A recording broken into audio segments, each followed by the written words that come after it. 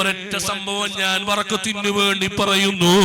എന്റെ പ്രിയപ്പെട്ട സഹോദരങ്ങളെ, റബ്ബ് തന്ന നിഅമത്തിനെ കുറിച്ച് നല്ല ബോധം വേണം.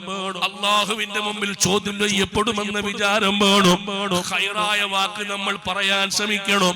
പരിശുദ്ധമായ ഖുർആനിൽ അല്ലാഹ് പറയുന്നു, ലാ ഖൈറ ഫീ കസീരിൻ മിൻ നജ്വാഹും, ലാ ഖൈറ ഫീ കസീരിൻ മിൻ നജ്വാഹും. അധിക സംഭാഷണത്തിലും ഖൈറില്ല, അധിക സംസാരത്തിലും ഖൈറില്ല. ഖൈറുള്ള സംസാരം എന്തേ ഉള്ളൂ? ഇല്ലാ മൻ അമറ ബിസ്സദഖ, സ്വദഖ കൊണ്ട് കൽപ്പിക്കുന്ന സംസാരം. ഔ ഇസ്ലാഹിൻ ബൈനന്നാസ്, ജനങ്ങൾക്കിടയിൽ നന്നാക്കാൻ വേണ്ടി സംസാരിക്കുന്ന സംസാരം. ഭിന്നിപ്പിക്കാൻ വേണ്ടിയല്ല, വേർതിരിക്കാൻ വേണ്ടിയല്ല, പരസ്പരം കുറ്റം പറയാൻ വേണ്ടിയല്ല, അമ്മായി അമ്മയും പുതിയ മരുമക്കളെയും തെറ്റിക്കാൻ വേണ്ടിയല്ല, കുടുംബത്തിൽ ഭിന്നത ഉണ്ടാക്കാൻ വേണ്ടിയല്ല, ജേഷ്ഠനെയും അനുജനെയും വേർപിരിക്കാൻ വേണ്ടിയല്ല. അത്തരം സംസാരങ്ങളല്ല പറയേണ്ടത്. അവർക്കിടയിൽ ഇസ്ലാഹും ബൈനന്നാസ്, ജനങ്ങൾക്കിടയിൽ നന്നാക്കാനുള്ള സംസാരമാണ് ഖൈറിന്റെ സംസാരമെന്ന് പരിശുദ്ധമായ ഖുർആനിൽ അല്ലാഹ് ഉറപ്പെടുത്തുകയാണ്. അതുകൊണ്ട് തന്നെ അല്ലാഹ് പറയുന്നു, മഅറൂഫിൻ ഔ ഇസ്ലാഹിൻ ബൈനന്നാസ് ഫമൻ യഫ്അൽ ദാലിക ഇബ്തിഗാ മർളാത്തില്ലാഹ്. ഖൈറായ സംസാരം ആരെങ്കിലും റബ്ബിന്റെ പൊരുത്തത്തെ ആഗ്രഹിച്ചുകൊണ്ട് ചെയ്താൽ ഫസൗഫ നുഅതീഹി അജ്റൻ അളീമാ, ആഖിറത്തിൽ വലിയ പ്രതിഫലം അവന് നാം നൽകുമെന്ന് പരിശുദ്ധ ഖുർആൻ പറഞ്ഞിട്ടുണ്ടെങ്കിൽ അല്ലാഹു തന്ന നാവ് അത് പടച്ച റബ്ബിന്റെ മുമ്പിൽ ചോദ്യം ചെയ്യപ്പെടുമെന്നുള്ള ചിന്ത വേണം. ഇന്ന സമഅ വൽ ബസറ വൽ ഫുആദ കുല്ലു ഉലൈക കാന അൻഹു മസ്ഊലാ, എല്ലാം ചോദ്യം ചെയ്യപ്പെടുമെന്നുള്ള ചിന്ത വേണം. വലാ തഖ്ഫു മാ ലൈസ ലക ബിഹി ഇൽമുൻ, ബോധ്യപ്പെടാത്ത വിഷയം നീ പറയാൻ പാടില്ല, ബോധ്യപ്പെടാത്ത വിഷയം പറയാൻ പാടില്ല. അങ്ങനെയുണ്ട് പോലും, ഇങ്ങനെയുണ്ട് പോലും, ഇപ്പോലും കൂട്ടിയ വർത്താനം പറയാൻ പാടില്ല. വലാ തഖ്ഫു മാ ലൈസ ലക ബിഹി ഇൽമുൻ, വ്യക്തമായി ബോധ്യപ്പെടാത്ത വിഷയം സംസാരിക്കാൻ വേണ്ടി പാടില്ല. ബോധ്യപ്പെട്ടതേ സംസാരിക്കാവൂ. ഇന്ന സമഅ വൽ ബസറ വൽ ഫുആദ കുല്ലു ഉലൈക കാന അൻഹു മസ്ഊലാ. അല്ലാഹുവിനോട് ഇതൊക്കെ ചോദ്യം ചെയ്യപ്പെടും. അല്ലാഹു നമ്മളെ കാത്തുരക്ഷിക്കുമാറാകട്ടെ. എത്ര ചെറിയ നിഅമത്താണെങ്കിലും എത്ര വലിയ നിഅമത്താണെങ്കിലും അതെല്ലാം റബ്ബിന്റെ മുമ്പിൽ റിക്കാർഡാണ്, അതെല്ലാം റബ്ബിന്റെ മുമ്പിൽ വിചാരണയാണ്. അല്ലാഹുവിന്റെ ഖുർആൻ എത്ര സ്ഥലങ്ങളിലാ നമ്മളോട് പറഞ്ഞത്. എത്ര ചെറിയ നിഅമത്താണെങ്കിലും റബ്ബിന്റെ മുമ്പിൽ ചോദ്യം ചെയ്യപ്പെടും. പ്രിയപ്പെട്ടവരെ, റബ്ബ് നമുക്ക് തന്ന നാവ് എത്ര വലിയ അനുഗ്രഹമാണ്.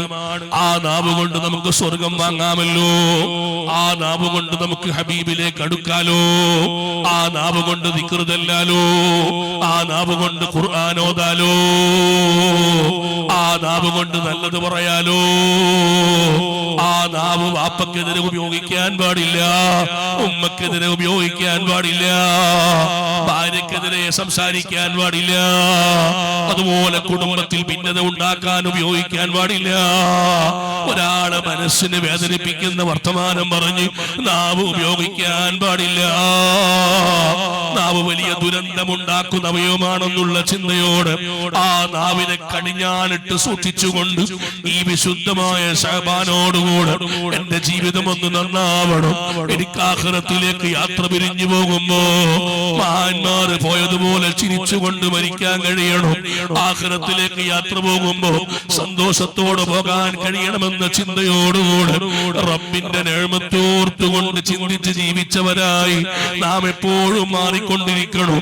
ഞാൻ എന്റെ പ്രസംഗം നിർത്തട്ടെ. ബഹുമാനപ്പെട്ട സയ്യിദുനാ ഇബ്രാഹിമുൽ ഖവാസ് റളിയല്ലാഹു അൻഹു വലിയ മഹാനാണ്, അല്ലാഹുവിന്റെ ഔലിയാക്കൾപ്പെട്ട വലിയ മഹാനാണ് ഇബ്രാഹിമുൽ ഖവാസ് റളിയല്ലാഹു അൻഹു. അല്ലാഹുവിന്റെ നിഅമത്തിന്റെ വില മനസ്സിലാക്കി തന്ന മഹാനാണ് ആ ഇബ്രാഹിമുൽ ഖവാസ് റളിയല്ലാഹു അൻഹു. ഒരു ദിവസം വീട്ടിൽ നിന്ന് ഇറങ്ങുന്നു.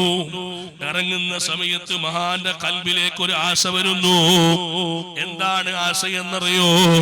ഒരു പഴുത്ത റുമ്മാമ്പഴം കിട്ടിയിരുന്നെങ്കിൽ തിന്നാമായിരുന്നു. ഒരു പഴുത്ത റുമ്മാമ്പഴം കിട്ടിയിരുന്നെങ്കിൽ അത് തിന്നാമായിരുന്നു എന്ന് ചിന്തിച്ച് സയ്യിദുനാ ഇബ്രാഹിമുൽ ഖവാസ് റളിയല്ലാഹു അൻഹു വീട്ടിൽ നിന്ന് ഇറങ്ങി. സുബ്ഹാനല്ലാഹ്, കുറേ അങ്ങ് നടന്നപ്പോ അതാ വഴിവക്കിൽ എല്ലാവർക്കും ഉപയോഗിക്കാൻ കഴിയുന്ന രൂപത്തിലുള്ള പൊതുസ്വത്തായ, എല്ലാവർക്കും യാത്ര പോകുന്നവർക്ക് തിന്നാൻ പറ്റുന്ന അനുവദനീയമായ ഒരു റുമ്മാൻ നിലത്ത് വീണ് കിടക്കുന്നു. ഇബ്രാഹിമുൽ ഖവാസ് റളിയല്ലാഹു അൻഹു ആ റുമ്മാമ്പഴം എടുത്തു, അതിന്റെ തൊലിയങ്ങ് പൊളിച്ചു, അതിന്റെ കുരു എടുത്ത് വായിലിട്ട് ചവച്ചപ്പോൾ അത് പഴുത്തിട്ടില്ല, ചവർപ്പാണ്. പൂർണ്ണമായി പഴുക്കാത്തത് കൊണ്ടൊരു ചവർപ്പ് മധുരമാണ് കിട്ടിയത്. മഹാനവർകൾ ആ റുമ്മാമ്പഴം വലിച്ചെറിഞ്ഞു. പിന്നെയും പഴുത്ത റുമ്മാമ്പഴം കിട്ടണമെന്ന് ആശ വെച്ച് നടക്കുകയാണ്. കുറെ അങ്ങ് നടന്നപ്പോൾ അതാ റോഡ് സൈഡിൽ ഒരു ചെറുപ്പക്കാരൻ കിടക്കുന്നു. ഒരാൾ റോട്ടിൽ കിടക്കാണ്. സുബ്ഹാനല്ലാഹ്, ആരാണ് റോട്ടിൽ കിടക്കുന്നതാണ്? ഇബ്രാഹിമുൽ ഖവാസിന് പരിചയമൊന്നുമില്ല, വാട്സപ്പിന്റെയും ഫേസ്ബുക്കിന്റെ ഒന്നും കാലമല്ലാത്തതൊന്നും പരിചയമില്ല. അടുത്തേക്ക് പോയി നോക്കുമ്പോൾ കാണുന്ന കാഴ്ച, ആ റോട്ടിൽ കിടക്കുന്ന ചെറുപ്പക്കാരന്റെ ശരീരത്തിൽ വലിയ വലിയ തേനീച്ചകൾ വന്നുകൊണ്ട് അദ്ദേഹത്തിനെ കുത്തുകയാണ്. തേനീച്ച കുത്തുമ്പോൾ വേദന കൊണ്ട് പുളയുന്നതിന് പകരം അയാൾ ക്ഷമയോടെ ആ തേനീച്ചയുടെ കുത്തേറ്റുകൊണ്ട് കിടക്കുന്നുണ്ട്. ശരീരം വീർത്തു വരുന്നുണ്ട്.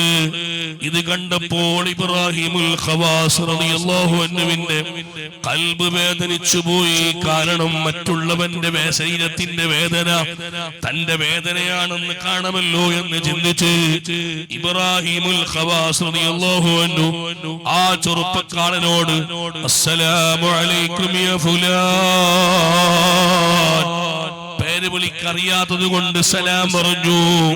സലാം പറഞ്ഞപ്പോൾ കമിഴ്ന്നുകൊണ്ട് കിടക്കുന്ന ചെറുപ്പക്കാരൻ തിരിഞ്ഞു നോക്കിയില്ല.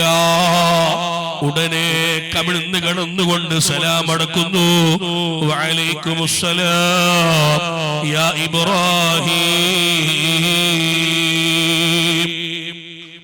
ഇബ്രാഹിമുൽ ഖവാസ് റളിയല്ലാഹു അൻഹുവിന്റെ പേര് പറഞ്ഞുകൊണ്ട് അയാൾ സലാം അടക്കുകയാണ്. അപ്പോഴാണ് മഹാൻ അത്ഭുതപ്പെടുന്നു, പടച്ചവൻ എന്തൊരു കാഴ്ചയാണ്! ഞാൻ ഇതുവരെ ഇയാളെ കണ്ടിട്ടില്ല, ഇയാൾ എന്നെ കണ്ടിട്ടില്ല, ഞാനും അയാളും തമ്മിൽ ഒരു പരിചയവുമില്ല. വാട്സാപ്പിന്റെ ഗ്രൂപ്പിലൊന്നും ഇയാള് മെമ്പറല്ല. പിന്നെങ്ങനെയാണ് ഇയാൾക്ക് എന്നെ പരിചയം? എന്റെ പേരെങ്ങനെ മനസ്സിലായി? ഉടനെ ചോദിച്ചു ഇബ്രാഹിമുൽ ഖവാസ് റളിയല്ലാഹു അൻഹു, ഓ മോനെ, ഹൽ തഅരിഫൂനി, നിനക്ക് എങ്ങനെയാ എന്നെ മനസ്സിലായത്? എങ്ങനെയാണ് ഞാൻ ഇബ്രാഹിമുൽ ഖവാസ് ആണെന്ന് മനസ്സിലായത്? അപ്പോഴാണ് ഈ ചെറുപ്പക്കാരന്റെ മറുപടി, ഇബ്രാഹിം മൻ ഖാഫല്ലാഹ ലം യഖ്ഫ അലൈഹി അല്ലാഹുവിനെ വല്ലവനും ഭയപ്പെട്ടുകൊണ്ട് ജീവിച്ചാൽ, അല്ലാഹുവിനെ പേടിച്ചുകൊണ്ട് ആരെങ്കിലും ജീവിച്ചാൽ അയാളുടെ മേൽ അവ്യക്തമായി ഒന്നുമില്ലല്ലോ. അല്ലാഹുവിനെ പേടിച്ച് ജീവിക്കുന്ന ആളുകൾക്ക് അറിയാത്ത വിഷയമൊന്നുമില്ലല്ലോ. കുപ്പി അകത്തുള്ള വസ്തുവിനെ പോലെ കാണും ഞാൻ നിങ്ങളെ, കൽബകം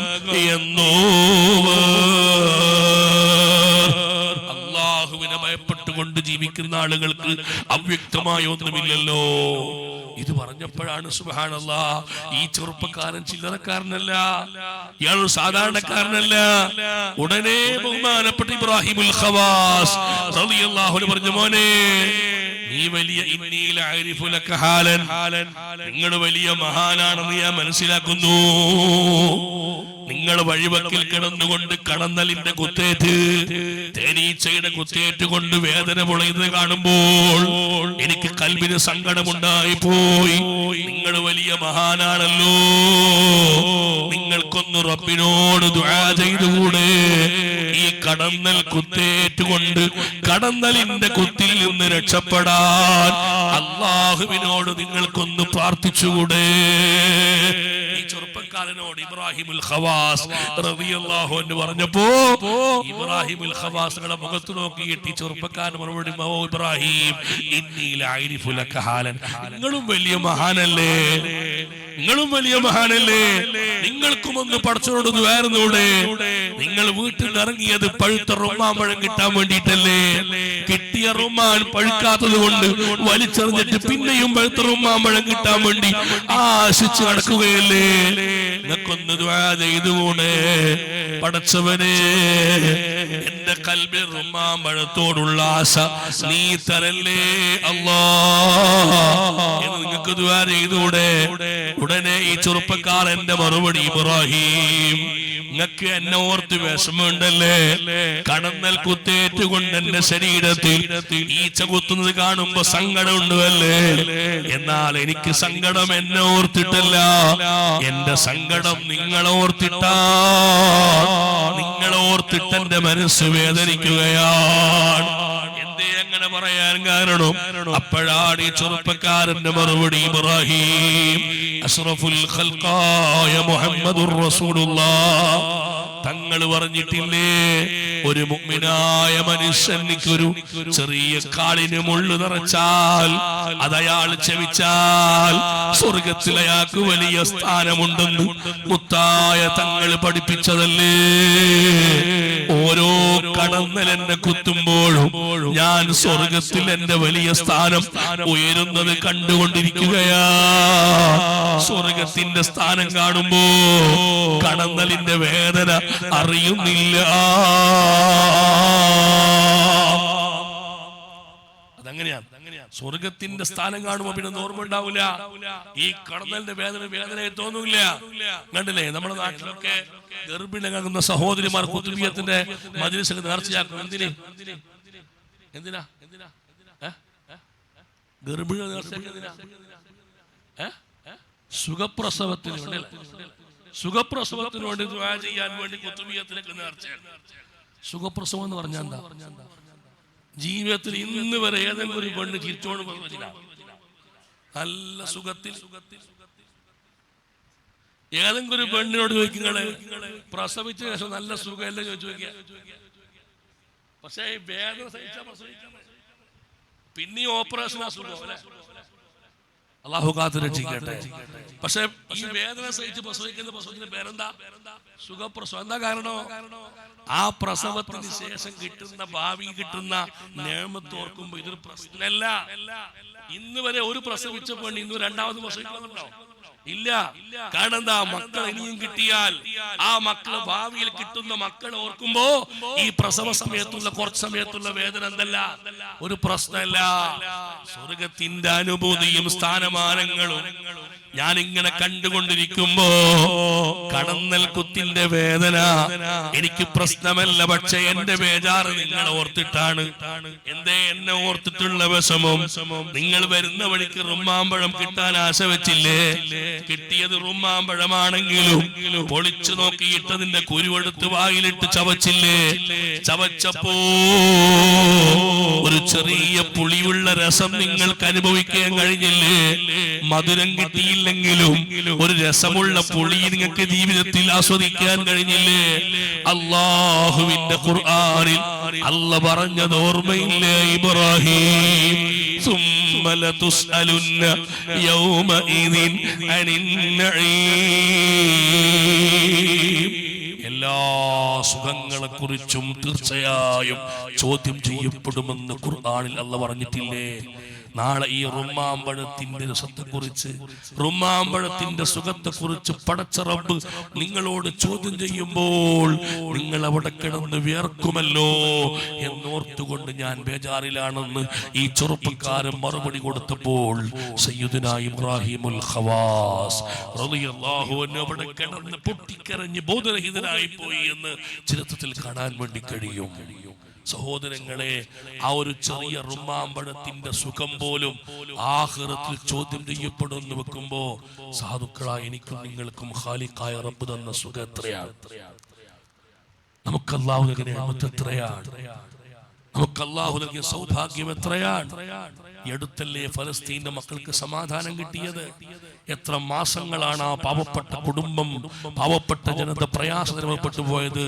അള്ളാഹു അവർക്ക് സമാധാനം ഇനിയും കൊടുക്കട്ടെ. മരണപ്പെട്ടു പോയവർക്ക് അള്ളാഹു രക്തസാക്ഷിയുടെ പ്രതിഫലം കൊടുക്കട്ടെ. ആ കുടുംബത്തിൽ അനാഥമായ മക്കൾക്ക് അള്ളാഹു സനാഥത്വം നൽകുമാറാകട്ടെ. നമ്മളെപ്പോലെ ജീവനുള്ളവരല്ലേ അവർ, നമ്മളെപ്പോലെ മനുഷ്യന്മാരല്ലേ അവർ. ഒരു നേരത്തെ ഭക്ഷണം കിട്ടാതെ എത്രയാ കഷ്ടപ്പെട്ടത്. നമ്മൾ എത്രയാ ഭക്ഷണം വേസ്റ്റാക്കി കളയുന്നത്.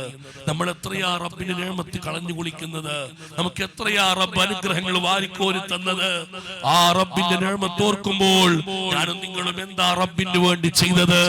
നാം ഒന്നും അള്ളാഹുവിന് വേണ്ടി ചെയ്തിട്ടില്ല. നാം അള്ളാഹുവിനക്ക് വേണ്ടി നന്ദി കെട്ടവർ മർമ്മവർഗമായി നന്ദികേട് കാണിക്കുന്നവരായി മാറിയിട്ടുണ്ടെങ്കിൽ അള്ളാഹുവിന്റെ ഖുർആൻ സാക്ഷിയല്ലേ, ലൈൻ കഫർതും മിൻ അദാബി ലശദീദ്, നന്ദി കെട്ടവരായാൽ എന്റെ ശിക്ഷ ഉണ്ടാകുമെന്ന് അള്ളാഹു നമ്മളെ കാത്തുരക്ഷിക്കട്ടെ. അതുകൊണ്ട് എന്റെ പ്രിയപ്പെട്ട സഹോദരങ്ങളെ, ഈ ദുനിയാവിൽ നിന്ന് യാത്ര പോകേണ്ടവരാണ് നമ്മൾ. ഇവിടെയുള്ള നിഅമത്തുകളൊന്നും കാലകാലമുള്ളതല്ല എന്ന തിരിച്ചറിവോടുകൂടെ ആഖിറത്തിലേക്ക് യാത്ര പോകുന്നതിന് മുമ്പ് അള്ളാഹു എനിക്കും നിങ്ങൾക്കും നൽകിയ നിഅമത്തുകൾ അള്ളാഹു പൊരുത്തപ്പെട്ട വഴിയിൽ ചെലവഴിക്കാൻ, ഹബീബായ തങ്ങൾ പൊരുത്തപ്പെട്ട വഴിയിൽ ചെലവഴിക്കാൻ നാം ഓരോരുത്തരും സമയം കണ്ടെത്തണം. പരിശുദ്ധ റമളാനാ വരാൻ പോകുന്നത്. ഞാൻ നേരത്തെ പറഞ്ഞതുപോലെ നാവ് കെട്ടിയിട്ടുകൊണ്ട് പരിശുദ്ധ ഖുർആൻ ധാരാളം ഓതണം. ഒരുപാട് ദിക്റുകൾ ചൊല്ലാൻ സമയം കണ്ടെത്തണം. എന്ന് മാത്രമല്ല, മുത്തുനബി സ്വല്ലല്ലാഹു അലൈഹി വസല്ലമയുടെ സുന്നത്തുകൾ ധാരാളം ഹയാത്താക്കണം. കഴിയുന്നത്ര സുന്നത്തുകൾ വർദ്ധിപ്പിക്കാൻ നമ്മൾ ശ്രമിക്കണം. ഹബീബായ സയ്യിദുനാ മുഹമ്മദുർ റസൂലുള്ളാഹി സ്വല്ലല്ലാഹു അലൈഹി വസല്ലം തങ്ങൾ തന്നെ പറഞ്ഞത്, വമൻ നഹിയാ സുന്നതി കാന ഹബ്ബനി, എന്റെ സുന്നത്ത് വല്ലവനും ഹയാത്താക്കിയാൽ അവൻ എന്നെ ഇഷ്ടം വെച്ചവനാണ്. വമൻ ഹബ്ബനി കാന മഈ ഫിൽ ജന്ന, എന്നെ വല്ലവനും ഇഷ്ടം വെച്ചാൽ അവൻ എന്റെ കൂടെ സ്വർഗ്ഗത്തിലാണെന്ന് മുഹമ്മദുർ റസൂലുള്ളാഹി. സുന്നത്തുകൾ നമ്മൾ ധാരാളം ശ്രദ്ധിക്കണം. അത് സുന്നത്തല്ലേ എന്ന് പറഞ്ഞ് അവഗണിക്കാൻ നിൽക്കുന്നവരാവരുത്. കറാഹത്തല്ലേ ഉള്ളൂ എന്ന് പറഞ്ഞ് നമ്മൾ നിസ്സാരവൽക്കരിക്കുന്നവരായി മാറരുത്. നാം പരമാവധി ഹറാമുകളിൽ നിന്ന് മാറി നിൽക്കണം. നമ്മുടെ മാതാപിതാക്കൾ ഗുണം ചെയ്യുന്നവരാവണം. അയൽവാസികളോട് നല്ല സൗഹൃദപരമായി പെരുമാറുന്നവരാവണം. കുടുംബ ബന്ധം മുറിക്കുന്നവരായി നമ്മൾ ഒരിക്കലും മാറിപ്പോകരുത്. അയൽപക്ക ബന്ധം മുറിക്കുന്നവരായി നമ്മൾ മാറിപ്പോകരുത്. കഴിവിന്റെ പരമാവധി നല്ല വാക്കുകൾ പറയാൻ സമയം കണ്ടെത്തണം. അള്ളാഹുവിലെ കൂടുതൽ അടുക്കാൻ വേണ്ടി ശ്രമിക്കണം. ഖൽബ് എപ്പോഴും നന്നാക്കുന്നവരാവണം. അതിന് ഏറ്റവും നല്ലവരുന്നായി അഷ്റഫുൽ ഖൽഖ് സ്വല്ലല്ലാഹു അലൈഹി വസല്ലം നമുക്ക് പഠിപ്പിച്ചെന്ന ഏതാനും ചില ടിപ്സുകൾ ഉണ്ട്. അതിൽ പ്രധാനപ്പെട്ട ഒരു ടിപ്സ് ബർക്കത്തിന് വേണ്ടി ഞാൻ നിങ്ങളെ ശ്രദ്ധയിൽപ്പെടുത്തുന്നു. ഒന്നാമതായി എന്റെ പ്രിയപ്പെട്ട മുഅ്മിനീങ്ങളെ, ഈമാൻ കിട്ടി മരിക്കാൻ മുത്തുനബി സ്വല്ലല്ലാഹു അലൈഹി വസല്ലം പഠിപ്പിച്ച ഒന്നാമത്തെ ടിപ്സ് എന്താണെന്നറിയോ? എല്ലാ ദിവസവും 10 തവണ സൂറത്തുൽ ഇഖ്ലാസ് പാരായണം ചെയ്യുക. അല്ലാഹു തൗഫീഖ് ചെയ്യട്ടെ. അല്ലാഹു തൗഫീഖ് ചെയ്യട്ടെ. എത്ര പേരുണ്ട് അങ്ങനെ ചെയ്യണം ചെല്ലുന്നവർ ജീവിതത്തിൽ പകർന്നവരുണ്ടോ? എല്ലാ ദിവസവും 10 സൂറത്തുൽ ഇഖ്ലാസ് ഓതുന്ന ആൾക്കാർക്ക് കൈമന്തിച്ച് ഇൻഷാ അല്ലാഹ് അല്ലാഹു നേർത്താൻ തൗഫീഖ് ചെയ്യട്ടെ. ചെയ്യാത്തവർ ഇന്നു മുതൽ പ്രതിജ്ഞ എടുത്തോളൂ. മഹാനായ അഷ്റഫുൽ ഖൽഖ് സ്വല്ലല്ലാഹു അലൈഹി വസല്ലം പഠിപ്പിക്കുന്ന ഹദീസിൽ കാണാം, സക്കറാത്തുൽ മൗത്തിന്റെ സമയത്ത് ഈമാൻ കിട്ടി മരിക്കാനുള്ള ഏറ്റവും നല്ല വഴി 10 സൂറത്തുൽ ഇഖ്ലാസ് പതിവാക്കുക. അല്ലാഹു തൗഫീഖ് ചെയ്യട്ടെ. രണ്ടാമത്തെ ടിപ്സ് മുഹമ്മദുർ റസൂലുള്ളാഹി തങ്ങൾ പറഞ്ഞത്, 10 പേരോടെങ്കിലും ഒരു ദിവസം നിങ്ങൾ സലാം പറയുക. 10 പേരോടെങ്കിലും നിങ്ങൾ ഒരു ദിവസം സലാം പറയുക. അത് ഈമാൻ കിട്ടി മരിക്കാൻ കാരണമായി തീരുന്ന സദേ അമലാണെന്ന് മുഹമ്മദുർ റസൂലുള്ളാഹി. നമുക്ക് അല്ലാഹു തൗഫീഖ് ചെയ്യുമാറാകട്ടെ. ഇന്ന് സലാം പറഞ്ഞൊക്കെ ഭയങ്കര മടിയാ. സലാം പറച്ചിൽ ഒരു വലിയ ലാഘവത്തോടു കൂടി കാണുന്നവരല്ല. അറബികളാകുന്ന ആളുകളൊക്കെ എത്ര താല്പര്യത്തോടു കൂടിയാണ് ആ വിഷയം കൈകാര്യം ചെയ്യുന്നത്. സലാം പറയുക എന്നുള്ളത് ഏറ്റവും വലിയ മഹത്വമുള്ള ഒരു അമലായി കണ്ടവരായിരുന്നു മഹാന്മാരായ സ്വഹാബത്തെ കിറാം.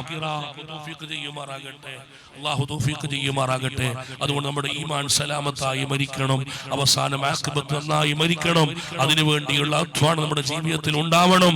അതിനെ പറ്റി ഈ 2 മരുന്ന് എല്ലാ ദിവസവും 10 തവണ സൂറത്തുൽ ഇഖ്ലാസ് ഈ സദസ്സിൽ പങ്കെടുത്ത മുഅ്മിനീങ്ങൾക്ക് ഒരു ഗിഫ്റ്റായി ഞാൻ സമ്മാനമായി നൽകുകയാണ്. നിങ്ങൾ എല്ലാവരും ഇന്നു മുതൽ പാരായണം ചെയ്യണം. 10 ആളുകളോട് എല്ലാ ദിവസവും സലാം പറയണം. ചുരുങ്ങിയത് 11 ആയതുകൊണ്ട് കുറഞ്ഞു പോകില്ല. ചുരുങ്ങിയത് 10 പേരോടെങ്കിലും സലാം പറയണം. അതൊക്കെ നമ്മുടെ ഈമാൻ സലാമത്തായി മരിക്കാനുള്ള ചെറിയ ചെറിയ ടിപ്സുകളാണെന്ന് മഹത്തുക്കൾ പഠിപ്പിച്ചതാണ്. അള്ളാഹുവേ, ഞങ്ങളെ ഈമാൻ നീ സലാമത്താക്കണേ അല്ലാ. ഞങ്ങളെ ഖൽബ് നന്നാക്കി തരണേ അല്ലാ. ഞങ്ങളെ ഖൽബിൽ തഖ്വയും ഈമാനും വർദ്ധിപ്പിക്കണേ അല്ലാ. ഇഖ്ലാസ് പ്രദാനം ചെയ്യണം അല്ലാ. ഈമാനും ഹിദായത്തും നേർത്തി തരണം അല്ലാ. ഞങ്ങളെ കയ്യിലേക്ക് അമാനത്തായി നൽകിയ ഹിദായത്തിന്റെ വെളിച്ചം യാ റബ്ബനാ ഞങ്ങൾ മരിക്കുന്ന സമയത്ത് കെട്ടുപോകാതെ സംരക്ഷിക്കപ്പെട്ടുകൊണ്ട് അവസാനം ലാ ഇലാഹ ഇല്ലല്ലാഹ് കലിമ ചൊല്ലി മരിക്കാൻ ഞങ്ങൾക്ക് നീ ഭാഗ്യം തരണേ അല്ലാഹ്. ആഖിബത്ത്